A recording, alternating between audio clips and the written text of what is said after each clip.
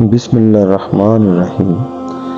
जब हज़रत इब्राहीम अलैहिस्सलाम को अल्लाह ताला का हुक्म हुआ कि खाना काबा की तामीर करें, तो हज़रत इब्राहीम अलैहिस्सलाम ने अल्लाह ताला के हुक्म से खाना काबा की तामीर शुरू कर दी। तामीर करते करते जब खाना काबा की दीवारें हज़रत इब्राहीम अलैहिस्सलाम के सर से ऊंची हो गई और आपके लिए मज़ीद पत्थर लगाना मुश्किल हो गया, तो उस वक्त हज़रत इब्राहीम अलैहिस्सलाम का एक मोजज़ा हुआ जो एक पत्थर की शक्ल में था, जिसको मकाम इब्राहीम कहा जाता है। ये एक मुक़द्दस पत्थर है जो खाना काबा से चंद गज़ की दूरी पर रखा हुआ है। ये वो पत्थर है जब हज़रत इब्राहीम अलैहिस्सलाम काबा की तामीर फरमा रहे थे, और जब खाना काबा की दीवारें सर से ऊंची हो गई तो इस पत्थर पर खड़े होकर आप अलैहिस्सलाम ने काबा मुअज़्ज़मा की दीवारों को मुकम्मल फरमाया। ये एक मोजज़ा था। ये पत्थर मोम की तरह नरम हो गया और आप अलैहिस्सलाम के दोनों मुक़द्दस कदमों का इस पत्थर पर गहरा निशान पड़ गया। इस पत्थर का ये भी मोजज़ा है।